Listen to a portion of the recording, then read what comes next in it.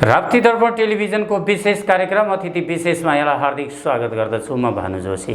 हामी यो कार्यक्रममा विशेष अतिथि निम्त्याउने गर्दछौँ र समसामयिक विषयवस्तुहरूमा संवाद गर्ने गर्दछौँ। आजको संवाद हामी केन्द्रीय राजनीतिदेखि लिएर कोरोना समय रहेमा कोरोनाका कुराहरू पनि प्रसङ्ग हामी उठान गर्नेछौँ र त्यसै गरी नागरिकता विधेयक पनि भर्खरै लागू भएको छ, जारी भएको छ। यो सम्बन्धी पनि हामी समय रहेमा चर्चा गर्नेछौँ, जसका लागि आज हामीले हाम्रो कार्यक्रममा निम्त्याएका छौँ नेपाल कम्युनिस्ट पार्टी एमालेका केन्द्रीय कमिटीका सदस्य एवं लुम्बिनी प्रदेश सभा सदस्य दाङका प्रभावशाली नेता रेवती रमण शर्मा। सुरु गरौँ उहाँसँगको संवाद। कार्यक्रममा यहाँलाई हार्दिक स्वागत छ। धन्यवाद। विषयवस्तु प्रवेश गऱ्यौँ हामीले। फेरि संसद त विघटन भयो, किन यो अवस्था आयो? अब पछिल्लो घटनाक्रमहरू हेर्दाखेरि हाम्रो सम्मान्य प्रधानमन्त्रीज्यूले प्रधानमन्त्रीको हैसियतले सिफारिस गर्नुभयो, राष्ट्रपतिलाई सिफारिस गर्नुभयो, राष्ट्रपतिज्यूलाई कि अब यो संसद विघटन गरेर हामी ताजा जनादेशमा जानुपर्छ भन्ने लोकतान्त्रिक एउटा चाहिँ नि विधि र विश्वव्यापी एउटा मान्यता के हो भने कुनै पनि सरकारले, सरकार प्रमुखले कतिपय विवादित कुराहरू आए, छलफलबाट चुङ्गो लाग्न सकेन, त्यसले समय धेरै लिन थाल्यो, धेरै महत्त्वपूर्ण कुराहरू रुके, यस्तो रुकावट भयो भनेपछि ताजा जनादेशमा गएर सार्वभौम जनताको बीचमा यो देश, यो व्यवस्थाको सार्वभौमिकता भने त जनताको हातमा छ। जनता सार्वभौम हुन् र सार्वभौम जनताले आफ्नो प्रतिनिधि जो पठाएको छ, संसद सार्वभौम जनताको प्रतिनिधि संस्था हो। त्यसो हुनाले त्यो प्रतिनिधि हो, त्यो संस्था हो, त्यसको गठन विभिन्न किसिमका जनमतहरूको त्यहाँ चाहिँ नि प्रतिनिधित्व भएको छ। त्यसो भए उनीहरूले त्यहाँ त्यो समस्या अड्क्यो, अल्झ्यो भनेपछि त्यसलाई चाहिँ नि के त भन्दाखेरि अब लगभग 2/3 बहुमतको सरकार, त्यो सरकारले काम गर्ने कुराहरूमा बाधाहरू आए, अप्ठ्याराहरू आए, सरासर काम अगाडि बढेन। जुन स्पिरिटबाट हामीले चाहिँ नि निर्वाचनमा चाहिँ गयौँ, निर्वाचन जित्यौँ र त्यो अनुसार काम गर्न नपाउँदाखेरि त, काम गर्न नसक्दाखेरि त त्यसका बाधा काम गर्न भने जनताको जनमतबाट काम गर्न नसक्दाको कुराहरू आए। अब वैकल्पिक सरकारका कुराहरू 76 को 5 अनुसारको वैकल्पिक सरकारको 149 जनाको हस्ताक्षर लगेर अब प्रधानमन्त्री म हुन्छु, म चलाउँछु यो देशलाई, अब म जिम्मा लिन्छु भनेर नेपाली काङ्ग्रेसका सभापति शेरबहादुर देउवा त राष्ट्रपतिज्यूकोमा त गएकै हो र किन नियुक्त नभयो होला? यस्तो भएको हो, त्यो एकपक्षीय उसको कुरो चाहिँ गर्नुभयो। म भन्दै थिएँ अघि के कुरा भन्दाखेरि त्यो जहाँ पनि एउटा लोकतान्त्रिक संसदीय व्यवस्थामा अब ताजा जनादेशको निम्ति सरकार प्रमुख जनताको बिचमा जान पाउने सबै ठाउँ छ। हाम्रो संवैधानिक व्यवस्था के त भन्दाखेरि राजनीतिक अस्थिरताको कुरा हो भन्ने कुरा संविधान निर्माण गर्ने बेला छलफल भएको कुरो र त्यसबाट चाहिँ जसरी संविधानमा चाहिँ त्यो उल्लेख भएको छ त्यसमा सरकारका केही विकल्पहरूको कुरो। अब बुझ्दाखेरि कस्तो हो भन्दाखेरि बुझाइ फरक भयो कि त्यसमा बुझाइ फरक कस्तो भयो भन्नुहुन्छ भने अब 2/3 बहुमतको प्राप्त दलको नेताले संसद विघटन गर्न खोज्या, त्यसमा 2/3 बहुमतकोले गर्न मिल्दैन, अनि अल्पमतको त्यसपछि पनि चाहिँ नि एउटा स्वतन्त्र सांसदले गर्न मिल्छ भन्ने टाइपको अब त्यहाँ उल्लेख भएको हुनाले हाम्रो संवैधानिक इजलासले त्यो बेलामा सर्वोच्चको त्यो संवैधानिक इजलासले अब त्यो के कुरा फरक पर्यो भन्नुहुन्छ भने जुन कुरो त्यहाँ काम गर्दाखेरिका असजिलाहरूको बारेमा प्रधानमन्त्रीलाई त्यो महसुस भयो, तर संवैधानिक इजलासले त्यो कुरो बुझेन। उसले संवैधानिक हिसाबले नै व्याख्या गर्यो। संविधानमा जुन कुरा चाहिँ नि त्यो चरणहरू छन्, सरकार निर्माण हुने चरण, एउटा असफल भयो भने अर्को बाट गर्ने भन्ने जुन छ त्यसलाई टेकेर सर्वोच्चले त्यो फैसला गरेपछि संसद पुनर्स्थापना भयो। अब हाम्रो प्रधानमन्त्री केपी शर्मा ओलीले के गर्नुभयो भन्दाखेरि त्यो अदालतको फैसलालाई स्वीकार गरेर त्यसलाई कार्यान्वयन गर्ने जिम्मा पनि फेरि सरकारको हो। त्यो कार्यान्वयन गर्नेतिर संसदको बैठक बसाल्नको निम्ति बैठकको आह्वान गर्न राष्ट्रपतिलाई चाहिँ नि अनुरोध गर्नुभयो। राष्ट्रपतिबाट त्यो पत्र गयो, सभामुखले बैठक बोलाउनु भयो र बैठक त सुचारू भयो। त बैठक सुचारू भयो। त्यो घटनाक्रम अगाडि बढ्दै गर्ने क्रममा यहीँनिर मैले भन्नु खोजेँ त्यो के भयो भन्नु भने संसद त बस्यो तर त्यो संसदले निकास दिन सक्यो। ल हेर्नुहोस्, जतिले यो सरकारलाई समर्थन गरेका थिए त्यो समर्थन फिर्ता लिन समेत पनि त्यो पार्टीले सकेन। जस्तो पूर्व नेकपा माओवादी केन्द्र र नेकपा एमाले मिलेर त त्यो नेपाल कम्युनिस्ट पार्टी नेकपा बनाएको थियो। त्यो फैसलाले के गरिदियो भने आफ्नो ठाउँमा जाऊ भन्यो। आफ्नो पार्टीबाट जाने बेलामा माओवादी केन्द्रको समर्थनबाट त्यो सरकार बनाएको थियो। त्यो सरकारको समर्थनै फिर्ता लिएन। हेर्नुहोस्, लिनै सकेन। कतिपय उयोहरूमा त सार्वजनिक ठाउँमा बोल्ने कुराहरू पनि भयो कि चाहिँ हामी यसमा केही चलाकी छ, सजिलो हुन्छ, त्यही भएर हामी लिँदैनौँ भन्ने माओवादी केन्द्रका नेताहरूको भनाइ। प्रधानमन्त्रीको भनाइ के रह्यो भन्नुहुन्छ भने तिमीहरूको समर्थन फिर्ता ल्याऊ न, मैले किन राजीनामा दिने, तिमीहरूको समर्थन फिर्ता ल्याऊ, संसदबाट हटाऊ, मत विभाजन गराऊ। यो त प्रधानमन्त्रीको मागै थियो नि। अनि यहीँनिर हामी आयौँ कि 76-3 अनुसार ठुलो दलको हैसियतले राष्ट्रपतिले प्रधानमन्त्री केपी शर्मा ओलीलाई नियुक्त गर्नुभयो। 1 महिनाभित्र विश्वासको मत प्राप्त गर्नुपर्ने ठाउँमा अब 81 राति 12 बजे संसद विघटन भयो। यो राति 12 बजे पनि मार चर्चामा छ। हेर्नुहोस्, यो रातिको कुरा हाम्रो संविधानै के अरे राति घोषणा भयो। अनि राति घोषणा भएको संविधान मान्दैनौँ भन्ने तर्कलाई उहाँले कसरी सम्बोधन गर्नुहुन्छ? सरकार भने त राति के हो, दिउँसो के हो, बिहान के हो, त्यो 24 घण्टा अलर्ट हुने राज्यका संरचनाहरू। अनि राति गर्यो, राति के गरेर गर्यो? कसैलाई छलेर कसैलाई ढाँटेर गर्यो? नियम कानुन संविधान बिहान उज्यालो हुन्छ भन्ने त कसलाई थाहा छैन। भनेपछि यो रातिको कुरा चाहिँ छोड्नुहोस्। अब मैले त्यो के भन्दै थिएँ भन्नुहुन्छ भने यसरी यो प्रक्रिया चाहिँ नि संसदमा चलिरह्यो। संसदमा कति सरकार बनाउनको निम्ति प्रत्येक बुँदाहरू संविधानका चाहिँ नि तिनी उपधाराहरूको आधारमा त्यहाँ प्रस्ताव गएकै छ हैन। त्यो त चाहिँ नि लार्जेस्ट पार्टीको हिसाबले नेकपा एमालेको संसदीय दलको नेताको हिसाबले फेरि केपी ओली नै प्रधानमन्त्री हुनुभयो। तर लार्जेस्ट पार्टी अर्को भइदिए त अर्को हुन्थ्यो त। किन संसदले त्यो बनाउन सकेन? अरू जस्तो गठबन्धन सरकार थियो हैन, 2 वा 2 भन्दा बढी दलहरू मिलेर बनाउने। अब त्यसमा पनि 2 वा 2 भन्दा बढी मिलेर बनाउन सकेनन् त। यो त चक जाहेर छ नि। त्यसमाले राति गर्यो के गर्यो रात बिरात सबै काम गर्छन् र उहाँहरूले बहुमत बनाउन नसकेकै हो। यो यथार्थलाई सबैले बुझ्नुपर्छ। अब बहुमत यहीँनिर आयौँ हामी। अब धारा 76 को 3 अनुसार गठन भएको प्रधानमन्त्रीले विश्वासको मत हासिल गर्ने ठाउँमा 81 फेरि धारा 76 को 5 बमोजिमको वैकल्पिक सरकारको बाटो मैले प्रशस्त गरेँ भन्नुभयो। सो अनुरूप नेपाली काङ्ग्रेसका सभापति अघि पनि चर्चा गऱ्यौँ हामीले 149 जनाको साइन लिएर उहाँ दस्तखत लिएर छिर्नुभयो शीतल निवास। र त्यसपछि त्यो प्रधानमन्त्री त फेरि शेरबहादुर देउवालाई नियुक्त गर्नु पर्थ्यो, तर फेरि केपी शर्मा ओलीलाई नियुक्त गर्नुभयो। त्यो यस्तो हो, राष्ट्रपतिको पनि तथस्थ भूमिका रहेन भनेर विपक्षीले प्रश्न उठाए। यहाँ यस्तो छ, अब विपक्षीहरूले त्यो कुरा उठाए, त्यो पनि लास्ट आवरमा। हेर्नुहोस् है, त्यस्तो बहुमत थियो हुने स्थिति हो भने त 1 वा 2 भन्दा बढी दलहरूले गठबन्धन सरकार बनाउने त्यो समय पनि गुज्रियो। त्यति बेला समय त 27 गते नै गुज्रियो। 59 थियो भने देउबाजी त प्रमुख प्रतिपक्षी दलको नेता हो। उहाँले त्यही धारा अनुसार पनि त बनाउन सक्नुहुन्थ्यो। बहुमत भए त बहुमत भए त्यो धाराको अनुसार बनाउन सकिन्न। यो 149 जना त्यो बेलामा थिएनन्। त्यो बेला किन गर्नु भएन?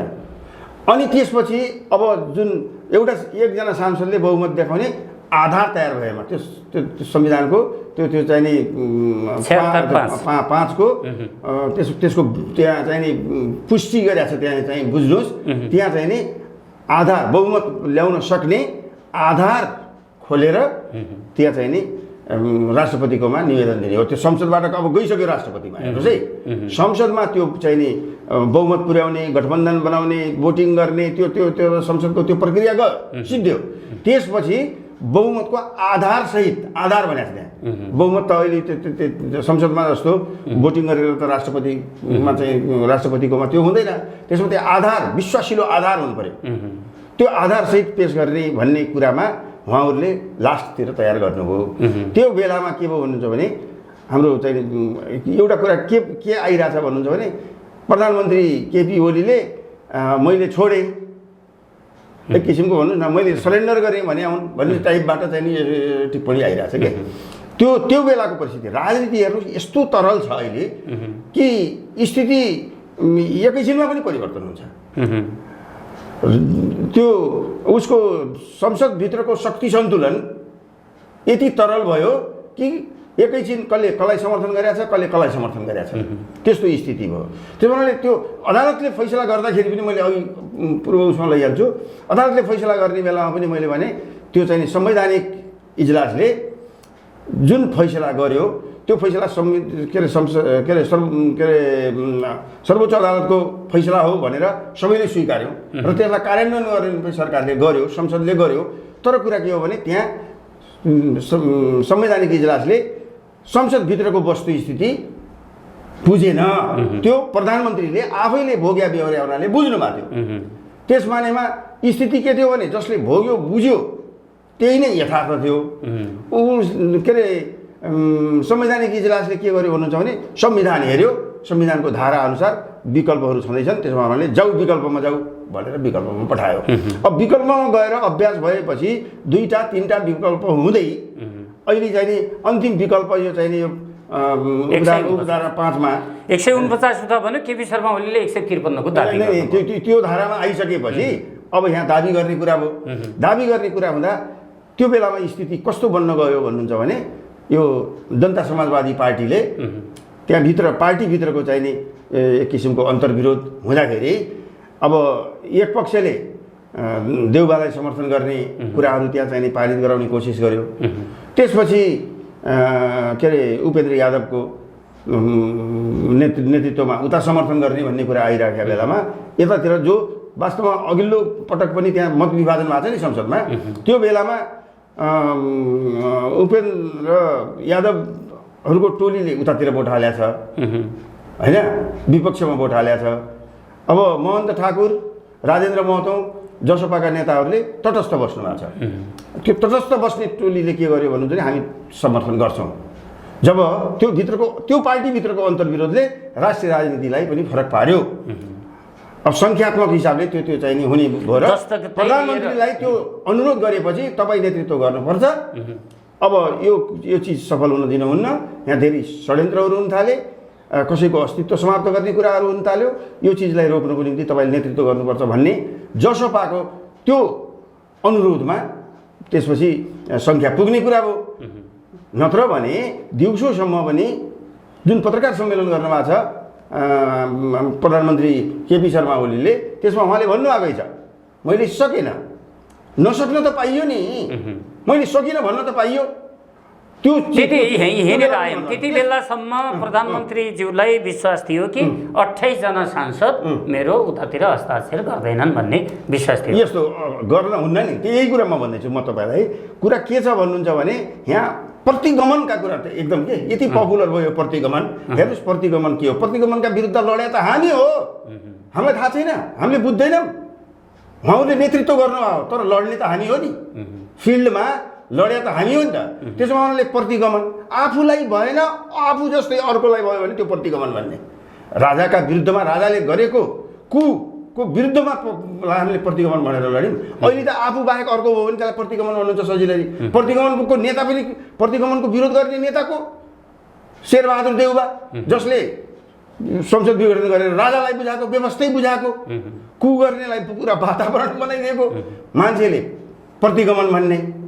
अनि उहाँ संविधानको को कुरा गर्ने, विधि पद्धति प्रक्रियाका कुरा गर्ने कसले भन्दाखेरि जो आफ्ना कार्यकर्तालाई, आफ्ना नेताहरूलाई, आफ्ना सांसदहरूलाई फ्लोर क्रस गर्न लगाउने संसदीय व्यवस्थामा, अनि चाहिँ आफ्नै पार्टीको उम्मेदवारको विरुद्धमा अर्को स्वतन्त्र उम्मेदवार उठाउने, अनि विपक्षी पार्टीहरूसँग साँठगाँठ गरेर त्यो अर्को उम्मेदवारलाई जिताएर पार्टी हराउने, त्यही हो विधि पद्धति, त्यही हो त्यो त तपाईकै वरिष्ठ नेता, अब मैले यो भन्दैछु, यो त तपाईकै वरिष्ठ नेता माधव कुमार नेपालले विधि पद्धति र प्रक्रियाका कुरा गर्ने, संविधानका कुरा गर्ने, त्यो त गैर संवैधानिक हो यो भन्ने गैर संवैधानिक भन्ने। सुन्नु एउटा कुरा, म तीनटा नेताहरूको यो चाहिँ कुरा गर्छु, हेर्नुहोस् है।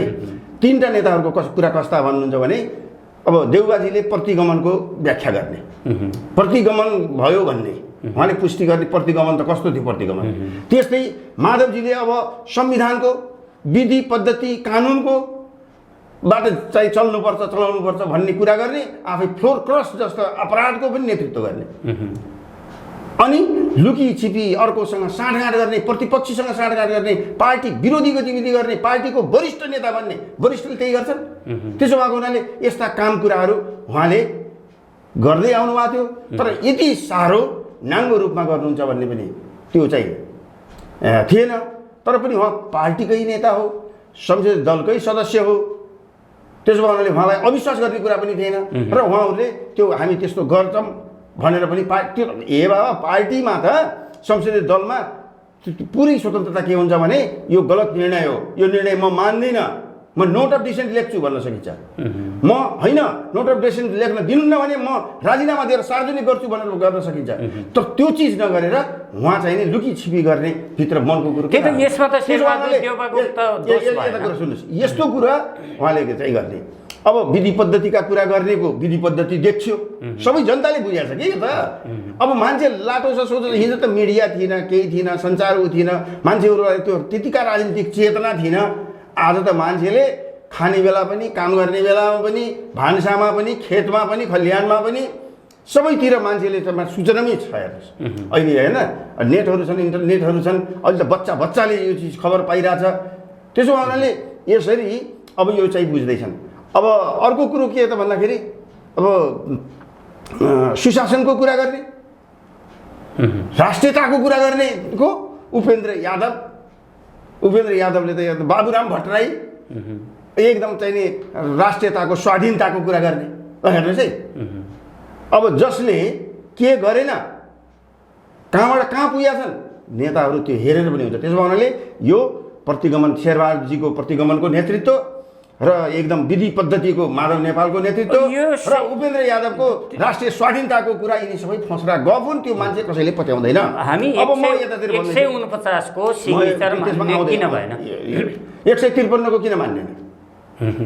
संसदीय दलका सदस्यहरू, 28 जनाले नेताले समेत गरेको 28 जना 26 जना, त्यो संख्या पनि त्यो तलमाथि अब कुरा आइरहेछ। त्यो कुरा आएको कुराले भएन नि त। आधिकारिकता के हो र फेरि त्यो विश्वसनीय राष्ट्रपतिलाई हुन पर्यो कि परेन? जस्तो भन्नुहोस्, गठबन्धन सरकारमा त्यही देउबाले गरेनन्, अहिले कसरी भयो? गठबन्धन सरकार बनाउने बुँदामा चाहिँ संसदमा कुरा आउने बेला त्यो किन भएन? मतदानै भएको छ। त्यति बेलै पनि 149 किन पुगेन? 149 त्यो बेलामै पुगे भए राष्ट्रपतिले पनि त्यो कुरा सोच्ने हुन्थ्यो कि, मलाई लागेको कुरा है। त्यसपछि अब जब एउटा तटस्थ बसेको शक्ति नै के अरे नेकपा एमालेको संसदीय दलको नेतालाई, प्रधानमन्त्रीलाई, जसले वास्तवमा अब चाहिँ नि सक्दैन भनिसकेको स्थितिमा तपाईँ गर्नुपर्छ भनेर आह्वान गर्न गएपछि त्यो अनुरोधलाई स्वीकार गरेर अनि त्यो समेत गरेर जसपा र नेकपा एमाले पुर्याउँदा ठुलो पार्टी यसै थियो नेकपा एमाले। अब चाहिँ नि नेकपा एमाले र जसपाको मिलाउँदाखेरि 153 को सिग्नेचर लिएर प्रधानमन्त्री गइसक्नु भएको थियो। त्यसको एकछिन पछि अब चाहिँ नि फेरि पनि केपी ओली हुने भए भन्ने त्यो कुण्ठा, त्यो ईर्ष्या, त्यो बदला भित्र मनभित्र भएको नेतृत्वलाई त्यो चाहिँ नि सहन हुन सकेन। अनि हामी गर्छौँ भनेर उहाँहरू त्यसपछि जानुभयो र त त्यो निवेदन पछि 153 र 149 अस्वीकार भयो राष्ट्रपतिबाट। अब फेरि विपक्षीहरूले हामी सनाकतै जान्छौँ सशरीर, हामी 149 जना लिएर परेड खेल्ने सर्वोच्चमा जान्छौँ। सर्वोच्चमा जानुहुन्छ, हिजो राष्ट्रपतिमा जान्छौँ भन्नुभयो, अब चाहिँ सर्वोच्चमा जानुहुन्छ। उहाँ त हेर्नुहोस् झगडिया हो, झगडियाले के गर्छ भन्नुहुन्छ भने मैदानमा सक्दैन, अनि चाहिँ नि मुद्दै हाल्छ क्या, मुद्दै हाले इलमै मुद्दा हाल्ने छ। अब त्यो मुद्दा नभए त तारिक नभए त उहाँलाई त असजिलो हुन्छ। एकजना हाम्रो गाउँमा हुनुहुन्थ्यो कि उहाँका हेर्नुहोस् 30वटा मुद्दा, प्रत्येक दिन तारिकमा चाहिँ जानुहुन्थ्यो। कहाँ जानु लानुभयो बुवा भनेर भन्यो भनेपछि आज तारिक छ बाबु, तारिकमा जान गइरहेको हुन्थ्यो। त्यस्तै यो चाहिँ नि पेसेवर झगडिया, सहमति सहकार्य एकताका कुरा गर्ने, त्यत्रो कम्युनिस्ट आन्दोलनको एकताको त्यत्रो महाअभियान पनि चलाउने, अनि ल्याएर त्यसलाई चाहिँ नि अतकचल्टो चाहिँ ल्याएर छिछालेदर पारेर चकनाचुर पार्ने काम अब यी पेसेवरहरूले गरेका छ। कहिले कसैसँग मिलेर बसेर गर्ने अभ्यासै छैन। फेरि के हुन्छ त अब सर्वोच्च गएर फेरि सर्वोच्चले पुनः फेरि पुरानै प्रक्रिया गरेर फेरि संसदलाई फेरि पुनर्जीवित गर्यो। कसरी संविधान उति बेलाको फैसला हेर्नुहोस् कि विकल्पहरू हुँदाहुँदै अहिले विकल्पहरू सबै पुरा भएका हुन्। विकल्प पुरा त अन्तिम विकल्प हो नि, यो असफल हुँदाखेरि त चुनावै हो। यो असफल हुँदाखेरि त प्रधानमन्त्रीले पनि चुनाव भन्न पर्दैन, प्रधानमन्त्रीले पनि चुनाव भन्दैन। कानुनले के भन्छ भन्नुहुन्छ भने अदालतले पनि चुनावै जा भन्ने हो, चुनावमा जा भन्ने हो। त्यसको चुनावको त्यति बेलाको सरकार त खाली रहन्न, सरकारको काम चलाउ त हुन्छ, काम चलाउ सरकारको प्रधानमन्त्री केपी ओली नै हुन्छ। अब चुनावमा पनि हामी थोरै संक्षिप्त चर्चा गर्ने नै छौँ। जसरी हरेक क्षेत्रमा बाधकको रूपमा यहाँले माधव कुमार नेपाललाई इङ्गित गर्नुभयो, तर माधव कुमार नेपाललाई कारवाही गर्न किन सक्नु भयो? यस्तो छ, कारवाही गर्ने भन्ने कुरा के हो भन्नु तपाईँहरूलाई पनि त आशा छ नि त, पार्टी सानो हुन्छ। यस्तो हो, अब त संसदै के आशा भनेर अरू स्वार्थ केही होइन, त्यो सम्मान नै हो। उहाँले त हो नि त, जति सम्मान पनि पुगेको छैन, अपमान भयो भन्नुहुन्छ। तर कुरा के हो भन्नुहुन्छ भने अब त संसद विघटन भइसकेपछि त त्यो सङ्ख्याको कुरा त पार्टीले हिसाबै गर्नु परेन नि। अब त नयाँ चुनावमा जाने हो, नयाँ उम्मेदवार उठ्ला, नयाँले जित्ला, नयाँ आउला, नयाँ समीकरण बन्ला त्यहाँ होइन, बहुमत आउला अथवा चाहिँ नि कुन पोजिसन हुन्छ त्यति बेला आउने संसदको हुन्छ।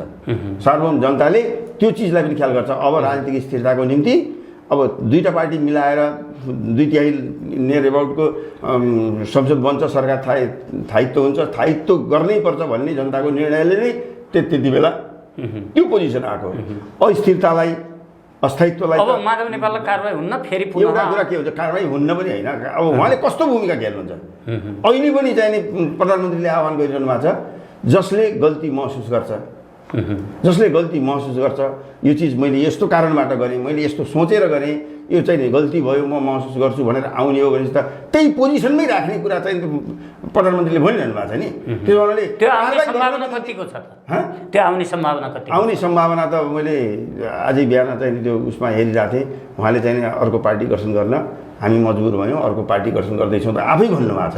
अब त्यो अर्को पार्टी गठन गरेर रहर फेर्ने कुरा छ, त्यो चाहिँ नि त्यो त्यही गर्ने मन छ भनेपछि त गर्न पाउन्न भनेर त कसैले भन्न सक्दैन नि। यहाँहरूको सोच पनि के हो भने सजिलै माधव नेपालको टिम अर्को पार्टी गठन गरेर गयो भने कारवाही गर्न नपरोस्, कारवाही गरेर पार्टी चाहिँ चोइटियो भन्ने पर्छ कि भनेर त्यो अब्जस लिन नखोजे अवस्था हो। अब्जसको कुरा भन्नुहुन्छ भने बाहिर त कस्तो कुरा छ हेर्नु, जस्तो भन्नुहोस् अब यही 149 सङ्ख्याको कुरा भन्नुहुन्छ, नेकपा एमालेका स्थायी कमिटीका सदस्यहरू, त्यस्ता नेताहरू, पृष्ठभूमि भएका, हिजो यो जेनेरेसन पछिको एकदम अब नेतृत्व गर्नको निम्ति तम तयार भएका त्यस्ता नेताहरूको नाउँ पनि त्यहाँ छ। र उहाँहरूले भन्नुभएको छ हाम्रो हस्ताक्षरको दुरुपयोग गरियो। कस्ता जालजेल गरिएको छ भन्नुहुन्छ भने अब माधव नेपाललाई अगाडि सार्ने सल्लाह भयो। ल माधव नेपालका निम्ति त प्रधानमन्त्री बनाउनु त हाम्रो एमाले भित्रका जतिसक्यो धेरैले सही गरेपछि बल्ल उनीहरू मान्छन्। त्यसो हुनाले देउबाजीको पनि हुने मन छैन, अनि चाहिँ नि प्रचण्डजी त झन् पहिलेबाटै म हुन्न भएको छ भनेपछि अब त चाहिँ नि माधव नेपाललाई बनाउने कुरामा सहमति हुन लाग्छ। ल सिग्नेचर गर्नु पऱ्यो, सबैले सिग्नेचर गरेर चाहिँ जानु पऱ्यो भनेर त्यस्ता सिग्नेचर दुरुपयोग भएको स्क्यानिङ गरेका सिग्नेचर गराएर गर्नुभयो त दुरुपयोग भनिहाल्नु भने त्यति जिम्मेवार मान्छेले तपाईँले सुन्नु भएको छ। योगेश भट्टराईले त्यही भन्नुभएको छ, सुरेन्द्र पाण्डेले त्यही भन्नुभएको छ, गोकर्ण विष्टले त्यही भन्नुभएको छ, घनश्याम भुषाल पनि त्यही लाइनमा आइराख्नु भएको छ। यहाँ नेताहरू पनि यस्ता यस्ता नेताहरूलाई बेकुफ बनाएर एकछिनको न्यानो अब मानौँ अब अदालतमा त्यो चिज सार्वजनिक भयो। राष्ट्रपति कहाँ हामी निवेदन गर्न जान्छौँ, हामीहरू यो सिग्नेचर होइन, यो गर्न हुन्न भनेर जान्छौँ भनेर त्यहाँ आउनु सबैभन्दा त राष्ट्रपति कार्यालय पनि त त्योबाट तत्काल प्रतिक्रियाहरू आएपछि त यो पनि फर्जी रहेछ। अनि कस्तो भन्नुहुन्छ भने अहिले राष्ट्रपतिलाई दुनियाँभरिका आरोपहरू छन् नि, हेर्नुहोस् कस्तो आरोपहरू लगाइएको छ। यिनको दम भए त केपी ओलीलाई त 4 पटक पार्टीबाट निष्कासन गरेका छन् है, पार्टी अध्यक्षबाट प्रधानमन्त्रीबाट फाल्नलाई साधारण सदस्य समेत फाल्ने। हेर्नुहोस् त कस्तो यी सबैलाई के भाषा भन्नुहुन्छ भने यो प्रतिगमन विरोधी आन्दोलनको नेतृत्व गर्ने हाम्रो के अरे नेपाली काङ्ग्रेसका सभापति प्रतिगमनको उहाँले चाहिँ कुरा गरे। कति सुहाउँछ तपाईँहरू पनि चाहिँ मूल्याङ्कन गर्नुहोस्। कति मान्छेले विश्वास गर्छ त्यो प्रतिगमन फिर्ता गराउनको निम्ति राजालाई त्यो गराउनु कत्रो आन्दोलन गर्नु पर्यो, कत्रो सङ्घर्ष गर्नु पर्यो। त्यो हो प्रतिगमन। आफूलाई होइन अर्कालाई भयो भने आफ्नै सहकर्मीलाई भयो भन्दाखेरि त्यो प्रतिगमन हुन्छ। त्यस्तै अब यो चाहिँ नि विधि पद्धतिका कुरा गर्नेहरूका पनि चाहिँ देखियो। अब थोरै हामीले थोरै चर्चा गरौँ कि मानौँ अब अदालतमा रिट पर्यो, रिटमा अदालतले फेरि पुनः फैसला मन्त्री परिषदकै पक्षमा गर्यो, सदर गरिदियो र अब निर्वाचन हुने प्रक्रिया अगाडि बढ्यो। विपक्षीले के भन्छ भने केपी ओलीले नेतृत्व गरेको निर्वाचनमा हामी सहभागी हुन्नौँ भनेर विपक्षीहरूले अहिले भन्छन् लगाएर यो व्यवस्थामा जनतामा जाँदैनौँ भन्ने, जनतालाई सार्वभौम नमान्ने। हामी सार्वभौम भने यार कतिपय सांसदहरू त त्यस्तो पनि हो। हामी सार्वभौम हुने, सार्वभौम संस्थाका हामी जनताका प्रतिनिधि हौँ र सार्वभौम के अरे संसद सार्वभौम हो र त्यसका हामी सदस्य हौँ, जनताको प्रतिनिधि भएर हामी आएर सार्वभौम त खास वास्तविक सार्वभौमिकता त जनतामा छ नि, त्यो ल्याएको हो नि। आन्दोलन सङ्घर्ष हामीले गरे होइन, संविधान बनाउनेमा हामीले सुझावहरू गरे होइन र संविधान कस्तो बन्यो भनेर हामीले समीक्षा गरे होइन। त्यसो भए हुनाले यो संविधानले सार्वभौम संसद विघटन गर्यो। संसद सार्वभौम विघटन गर्नमा कारण के हो? निकास नदिने। जस्तो भने त्यहाँबाट सरकार बनेन, पछिबाट यो अब थोरै यहाँनिर पनि आशंका के छ भने बजेट 15 गतेभित्र ल्याइसक्नु पर्ने, बजेटको बाध्यता पनि छ, अध्यादेश पनि जारी गर्न नपाइने र अब बजेट ल्याउन पनि संसद विघटनतर्फ त्यो रोल भाग भन्ने यो प्रतिपक्षी त कस्तो भने प्रतिपक्षी रचनात्मक हुनुपर्छ होइन। प्रतिपक्षीले के भन्दाखेरि सरकारलाई काममा सहजीकरण गर्नुपर्छ, साथ समर्थन गर्नुपर्छ, सहयोग दिनुपर्छ, सुझाव सल्लाहहरू दिनुपर्छ। गर्ने त सरकारकै हातबाट गर्ने हो नि। त्यो गर्ने कुरामा अब संसदमा अड्काउने। जस्तो कोरोना त केपी ओलीले ल्यायो भन्ने जस्तो कुरा चाहिँ गर्छन् साथीहरू। हेर्नुहोस् न विश्वव्यापी महामारी हो। अनि अब त्यसको चाहिँ सामान त्यही त अब कोरोनाको बिचमा निर्वाचनको घोषणा भयो भनेर बिचमा होइन, बिचमा र छेउमा भने कुन ज्योतिषले भने खोप लगाउनु पर्छ। एउटा कुरा खोप लगाउने हुन्छ। जस्तो हुनु न अब यो हामीले त के भने सकारात्मक कुराहरू सोच्नुपर्छ। यो कोरोना नियन्त्रण हुन्छ त्यति बेलासम्म होइन, नियन्त्रण हुन्छ, नियन्त्रण सरकारले गर्नुपर्छ। सरकारको तयारी भएको कुरो सरकारलाई थाहा छ, सरकारले भनि पनि रहेछ। पोजिटिभली सोच्नेहरूले त्यो कुरा बुझ्या पनि छ, आशावादी पनि छ। खोप भनेर अहिले कस्तो मिडियामा हेर्नुहोस् त, नो खोप नो भोट, नो खोप नो भोट भनिरहेछन्। चुनाव त भोट दिन त चाहन्छ नि जनताले। यो चिज नारा उनीहरूले बनाउनु भयो है होइन। अहिले त खोपको कुरा हो, भोटको कुरा कहाँ हो भनेर उहाँहरूले भनेपछि अब पब्लिकले नो खोप नो भोट भन्यो। खोप त आउँछ नि त। जस्तो भन्नुहोस् अहिले पनि जहाँ उत्पादन भइरहेको छ जुन देशमा, त्यही देशमा पनि खोप पुर्याउन सकेका छैन। हाम्रो देशमा ल्याउने तयारी सबै पास। एक चरण त चाहिँ नि खोप पनि दुइटै चाहिँ खोप लगाइसकेको छ कतिपय चाहिँ नि उसले। अब अरू आम जनताहरू बाँकी छन्, त्यो जनताहरूलाई चाहिँ नि लगाउनुको निम्ति तयारी सरकारले गरिरहेछ। धेरै देशहरूसँग त्यो माग गरिरहेछ र उत्पादन गर्ने देशले त सबै पुर्याउन सकेका छैन। अनि चाहिँ उत्पादन छैन, हामीले माग्ने हो, किन्ने हो, पैसा बुझाएको पनि चाहिँ नदिने भनेर इन्डियाको कुरा भन्नुहुन्छ नि सब के त्यहाँको सुप्रिम कोर्टले अब देशलाई नपुगेर बाहिर चाहिँ नपठा भनेर रोक्यो। समस्या छन् नि त, त्यहाँको देशले त